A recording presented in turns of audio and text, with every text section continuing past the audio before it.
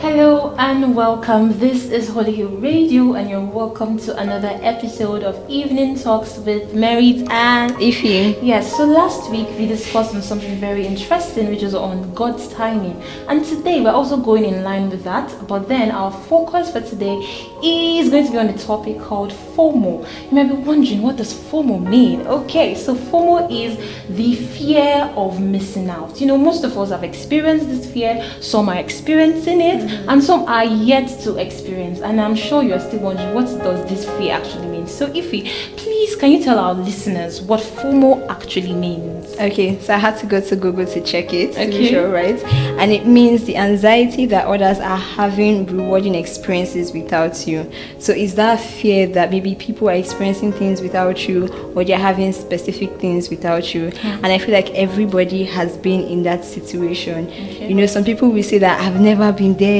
or I cannot relate, but then we have seen that, or we are going to see that there are different types of FOMO. So it can either be career FOMO, maybe there's a particular job that you applied for and then you haven't gotten it, maybe your friends have gotten it, they have moved on, or it can be relationship FOMO, even from the past of the lovers and the friends.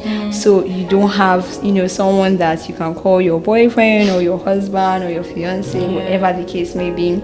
And you know, from the place of friendship, like you are alone, you feel like you don't have friends. Your own introvert is not that kind of introvert. Like you just don't know how to make friends. So you can be feeling left out when you see that other people are going out with their friends, you know, going to different events and all of that. And then the last one, well, I mean, there are so many, but like there's the luxury FOMO, where you see that you don't have that particular car, you don't have that particular lifestyle, and you are missing out on all of that. Yeah, I think just to add to what you said, I think FOMO just generalizes on when you see maybe your mates achieving great things that you also want to achieve, but then it's not happening in your life, and you're like, oh, I'm being left out. What is going on? My life is not making sense. So it's possible now, just as we've given you this information on what FOMO actually means, it's possible you actually have FOMO.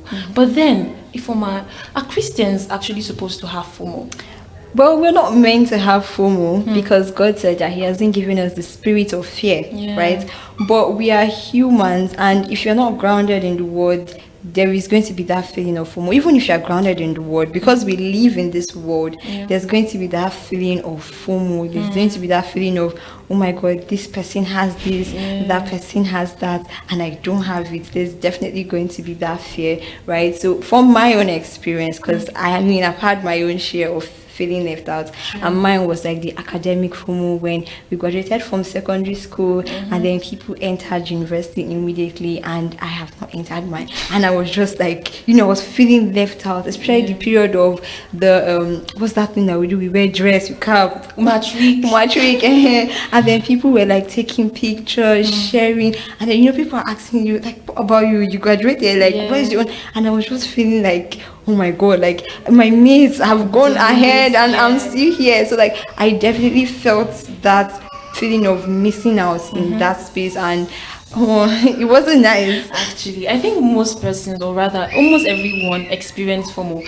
That part where you feel left out, you feel you're not doing what you want to do. And then speaking of relationship, I mean, if you're listening to us now and you're a single person, it's possible you have FOMO because maybe you feel like, oh, your mates are married, or your mates even have children, and then you're still single. So you're like, oh God, what's happening? You feel that feeling of being left out, you get. So I think sincerely, we really need to understand that the fact that something is not happening to us at that moment doesn't mean it to not happen. God's time is the best. That's why we established when I started. In case you're just joining us, this is Holyhill Radio, and our topic of discourse on Evening Talks with Merit and Ify. Yes, our topic of discourse today is the fear of missing out, FOMO, the fear of missing out. So, just like I was saying, we need to understand that the fact that something is not working out for us at this time and then is working for our friends doesn't mean it to not work out for us. We need to see that as a process, as a time which God is just preparing us for something greater, because the truth is, God's time is the best. Yes. So don't see it as, oh, I'm being left out. Oh, my friends are married. Oh, my friends have good jobs. Oh, my salary is just 20K. Don't see it like that. Just see it as a process. And the thing is, seasons do not last forever. This is just a season. So it's not going to last forever. A time is definitely going to come where you're going to get that dream job, where you're going to get married, where you're going to get that scholarship that you always wanted. So first and foremost, if you're listening to us, we want to establish the fact that it's okay to have that feeling of being left out because you're human, but don't see it as a delay. See it as a process. See that God is just preparing you for that great result. Okay, so now another thing is FOMO actually does a lot of harm to us. Yeah. Okay, and I think one of the things it does, it brings comparison. What do you think about that? Yeah, it does bring comparison even in this era of social media, right? Because we're always on our phones, we're always scrolling every time, so we get to see people living maybe the life that we desire or have the things that we desire, and then we now start comparing ourselves like, oh my God, I don't have this thing. True. I don't have that thing. When will this one come to me? And you comparing yourself just brings a lot of things to you. It messes up with your mind. You begin to lose your self-esteem, and then it graduates to depression. True, right? So like it has that effect on you. That is what FOMO can have. It can have that effect on you. The truth is, I think the act of comparing yourself does a lot of things, and just like you mentioned, it brings low self-esteem. Because the truth is, when you keep looking at other people's life, you're like, my life doesn't make sense. My life is useless. There's nothing good coming out of your life, and you're not supposed to be having that thought. Because the truth is, we are supposed to be thinking the way God thinks, and obviously, God does not see you as, or rather, God does not see your life as one that is useless, one that doesn't make sense. So we're not supposed to be having that thought. And then, if comparison now gives birth to low self-esteem, that is a lot of things, because some people actually struggle with low self-esteem. Because when they look at their contemporaries, they look at their mates, they're like, I don't meet up. Why am I here? I feel backward. I feel like a delay. And you're not supposed to. And this thought does a lot of things to you. It brings your morale high, brings your morale low, rather, and makes you feel sad. And thank God you mentioned depression, because I think that is like the height that FOMO does. Like the causes of FOMO, like brings you down into depression, and then you're just there in that state. You're just depressed, and you're thinking, what should I do? And sometimes I even feel like depression at some point you will not even want to associate with anybody. Okay, so for me, I think the kind of FOMO I experienced was career FOMO. So after, there was a time I was just trying to achieve a particular path in my life, career. I wanted to do some big things, and then it was not working. I was looking at my mates, and then they were, chasing their dreams, having great results, 1 or 2 wins here and there, and I'm like, I don't even have any win at all. So I really felt left out. I really felt like, and at some point I think I was just slipping into, I won't say depression, but I was just so sad. And I think what it did to me was I didn't even want to talk to anybody. I was just like, I beg, everybody should just shift. So these are the things that FOMO does. It isolates you and keeps you in that place of depression where you don't even want to talk about it. You don't even want to associate with someone. I know the thing, once you're secluded, it's more dangerous. Because you cannot interact again. Maybe you are just hiding yourself, and it now gives the devil an opportunity to now start sowing different seeds into your life. And then from there, you're overthinking. But first of all, I just want to establish that just have this in mind, you don't have any mates. Exactly. Like you don't have any, you would have probably heard this somewhere, but you don't have any mates. We are all on our own journeys in this life. Yes, you went to school with that person. Yes, you are in the same workplace and all of that. But know that your life, you have your own journey, your own journey. Just you and God on that same journey, right? So you don't go overthinking, because you that depression thing is like really, I don't say rampant, but like when you say Gen Zs, like our generation, you just say depression, because a lot of people are depressed in this our generation, right? And then so many things will be happening to your mind. You're overthinking. You're just feeling. See, it's not good. Depression is not good. Don't be in a space whereby you can fall into depression. And social media is like that one thing that can lead you to depression. I think for social media, we really need to be mindful, or rather, you can control what you see, right? So I feel like if you're listening to us right now, right, if there's someone on your feed, on your timeline that is constantly putting you on pressure, because I feel like this thing just causes a lot of pressure for us. Because when you constantly compare yourself, you look at your mates. Oh, thank God you established that we don't have mates. So I hope you're listening. You don't have mates. So stop comparing yourself. Stop comparing yourself. So back to what I was saying for the social media. You can actually control. If there's someone on your page that is putting you under pressure, making you feel less of yourself, don't get this twisted, okay? It's possible to see someone online and then you get motivated to be better. That is beautiful. But then if there's something that is making you always compare, always and then sad, please just block the person. or just stay away from social media for a time. Exactly. Like, social media is not running away. True. It's always there. You can just pull yourself back in and just take a breath, so that, because the thing is, all these things just start with our head. Yes. Right? It starts with our mindset, because you start thinking in your head, oh, what am I doing with my life? I'm wasting time,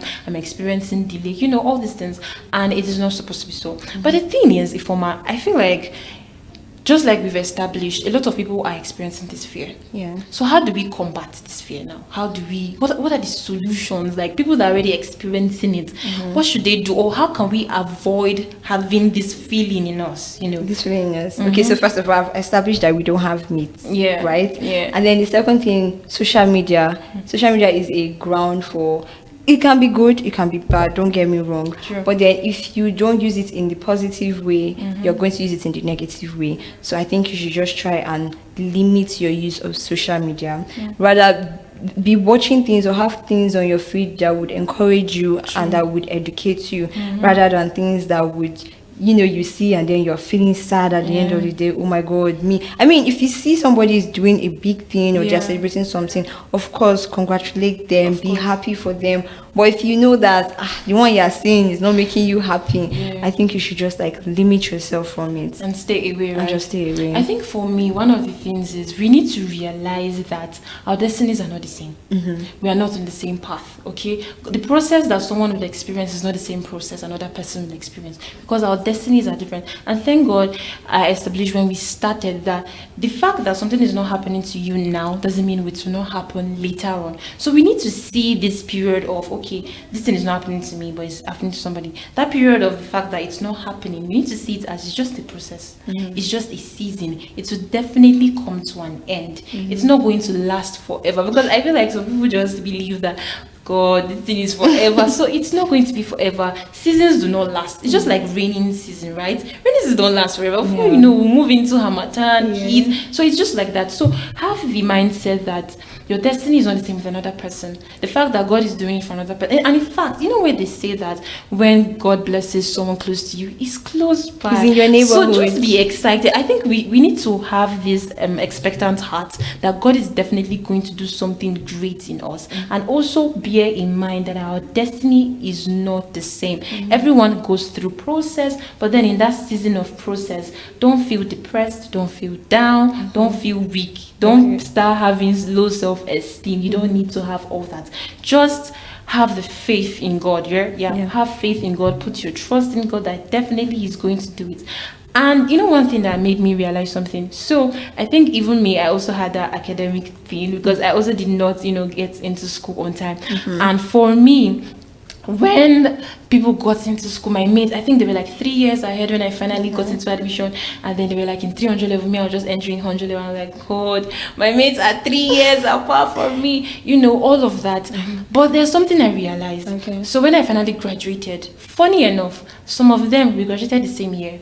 Some were just going to serve. So it felt like God just collapsed those 3 years and then made it for some one, and then for some we're now like, it's as if we now entered school the same year. So one thing I realize is, if you are just patient, right? If you just trust in God and have faith, God is definitely going to do it. And when He does it, sometimes you think you've wasted years, but He would restore all the years that He has given you. Yes. So yes, I think that's one of the things we need to bear in mind. What else do you think? Another thing is gratitude, right? Because sometimes when we are comparing ourselves with people, we don't see what God has done for us.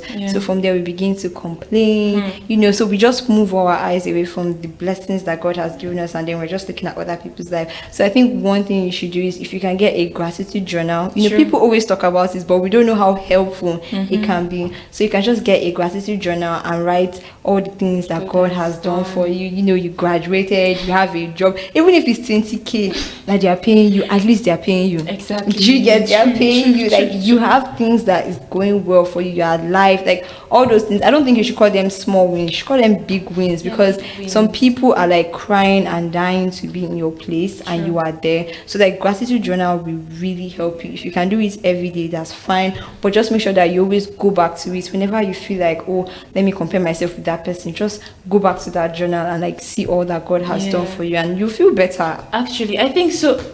The truth is, whenever you're feeling that, oh, you're being left out, just look at yourself inwardly. Look at what God has done for you. Because the truth is, most times the reason why people do not even see what God has done for them is because they're just focused on other people. So they're just comparing themselves, always complaining.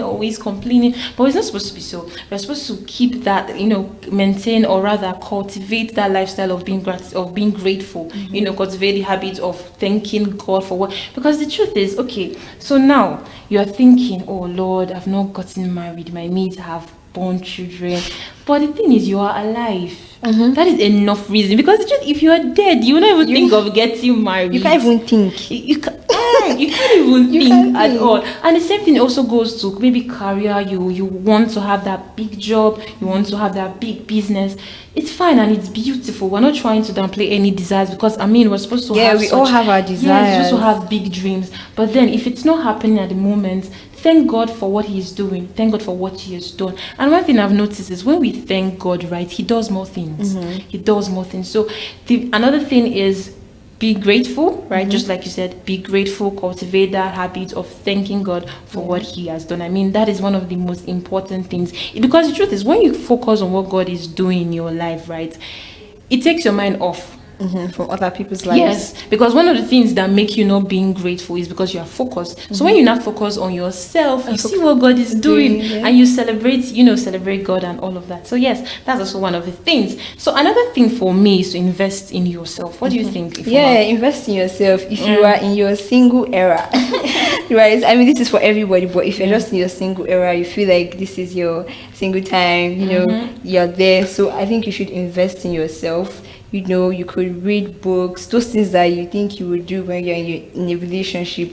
This is the time to do them. Learn those skills. Then, just be an asset. As you are on your own now, try your very best to be an asset in every area of your life. Spiritual, emotional, physical, anything that you want to do. You have the space, you have the period to do it now. Don't think because you're not in a relationship, you're missing out. I promise you're not missing out on anything.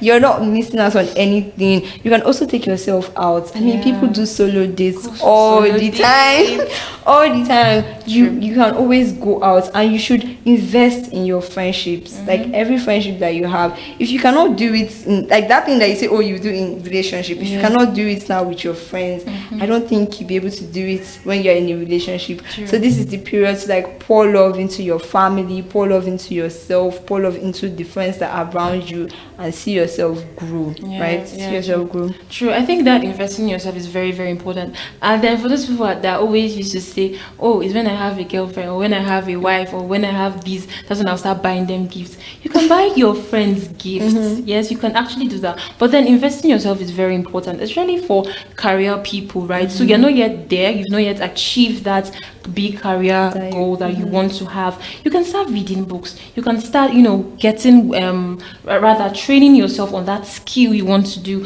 Last week we were talking about fashion designers, right? So if you're a fashion designer, be the best fashion designer that if they want to call fashion designer, your name is also among. So just be the best. Keep training yourself, because one thing I've noticed then, it's just one referral. Once it's God's time like this, things will just start falling in place. But the thing is, we also need to just develop ourselves. So during this process where it feels like nothing is working out in your life, develop yourself. read books, attend conferences, gather yourself together, watch YouTube videos that would help you get your skills, active and all of that. So these are the things that you really, really need to do.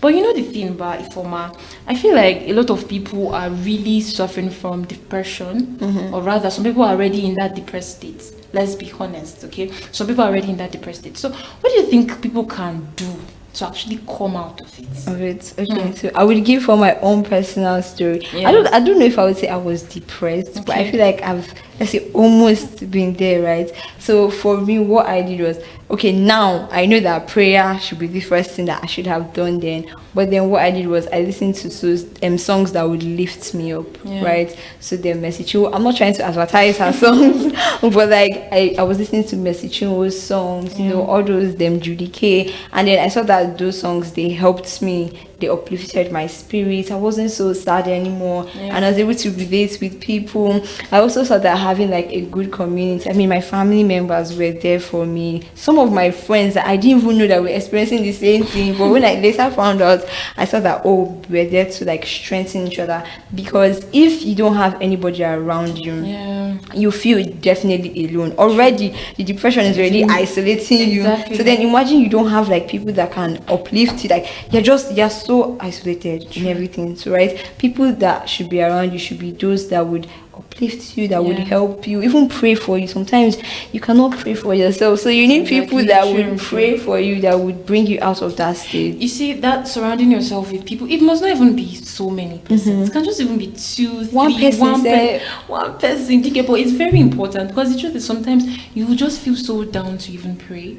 Sometimes you just feel so weak, like you're feeling so overwhelmed, because the truth is when you see people, your contemporaries, and then you look at your life and you're like, what is going on? It does a lot to bring down your spirit, right? It brings your spirit down a lot. So having someone by your side that can just encourage you, speak word of faith, is very, very important. But then the thing, people who are experiencing this, because for me, right, when I was experiencing I didn't want to talk about it. I didn't want, because you know how sometimes you can talk to someone and then they will not like judge you or something like that. So sometimes you can still be mindful, but just have someone in your corner that you know that even if you tell this person, they won't even see it, in a different light. If not, they would even lift your spirit up. They will educate you, or rather even motivate your faith again. So I think that is very important. And for the worship songs, it is very important.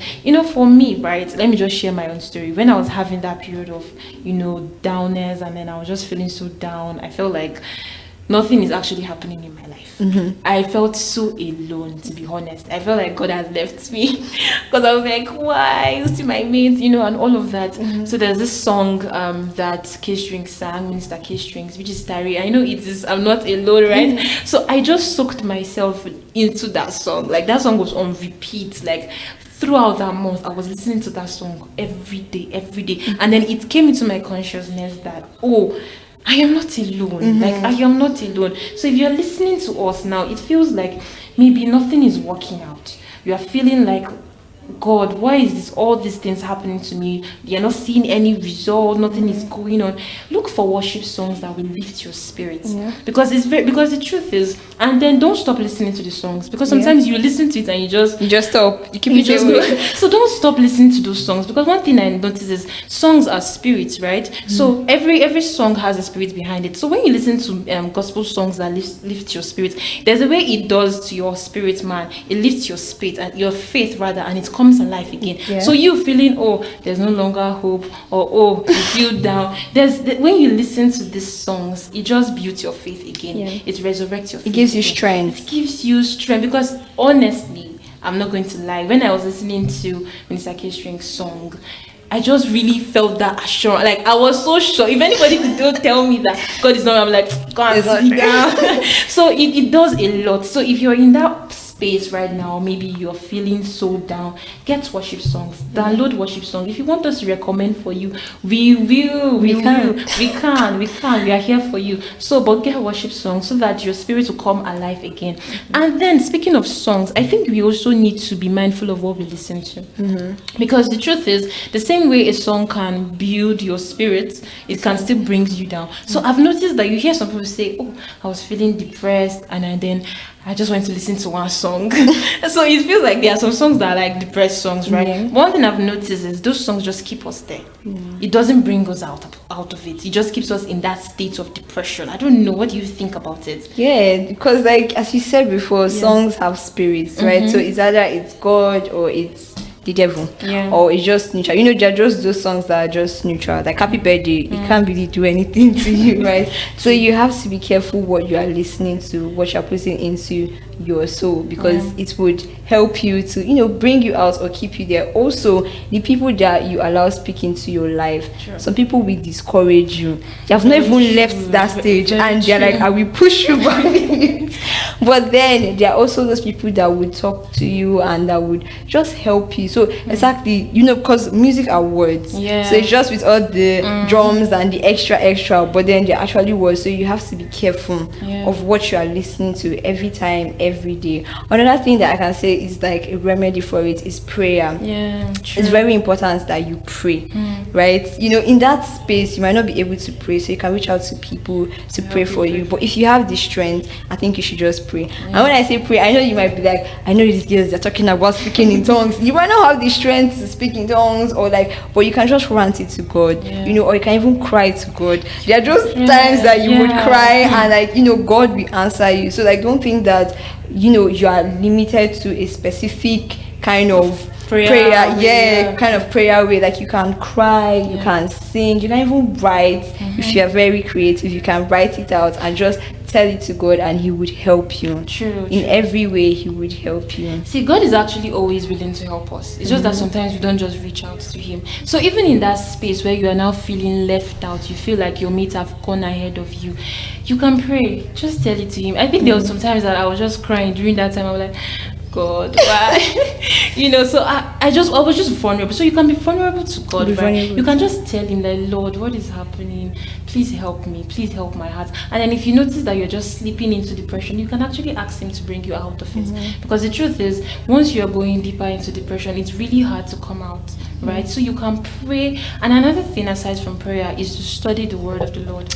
I think one thing I know for me is that anytime I have like maybe a challenge, or I feel like my life is slow, or maybe I feel like, oh, things are not happening, I'm not achieving great results or something like that, and I look at the word of the Lord, right? I see the things that God has done. I'm like, your face is pumped up. My own is too small. My own is like, when I look at Abraham's story, like this guy actually gave birth to a child in an old age. So I'm like, what is this thing that God cannot do? So obviously I know that God can do every single thing. So keep your confessions alive. Keep declaring it. Keep declaring. As you're listening to us, it's very possible that God gave you a word for this year, and then you've not seen it manifesting. Just keep confessing. Keep praying. Keep praying. Keep confessing. Do not get tired of it. And also, as we wrap up, okay, it's very possible now that you feel like, oh, you lost an opportunity, so you're feeling left out. You think that, oh, maybe God brought a very good career opportunity for you, but you did not, jump on it. Or maybe a relationship, someone came that was actually good, and then it did not just work out, and then you are feeling it's your fault. But here to tell you that it's not too late to ask for mercy. One of the things we learn here in Holyhill is that we can always cry for mercy. Always cry for mercy, and God is always, in fact, his ears are always open to listen to you, and he would always answer you. So you can ask for mercy and cry for mercy. So thank you for joining us. Don't forget, if you're having the fear of Fomo, oh my God, take it to God. Take it to God. Take it to God. He's willing to help you out of it. Okay, put your eyes on him. Focus on what he's doing in your life. Remove your eyes from what other people are. Don't compare yourself with other people. So yes, we've come to a close. Thank you for joining us. This is Evening Talks with Merit and Ify. Yes, we hope you had a wonderful time, and also please don't forget to follow us on all our socials, on Instagram, on Facebook, and on YouTube. The name is Holyhill Radio. Do have a wonderful day. Bye for now.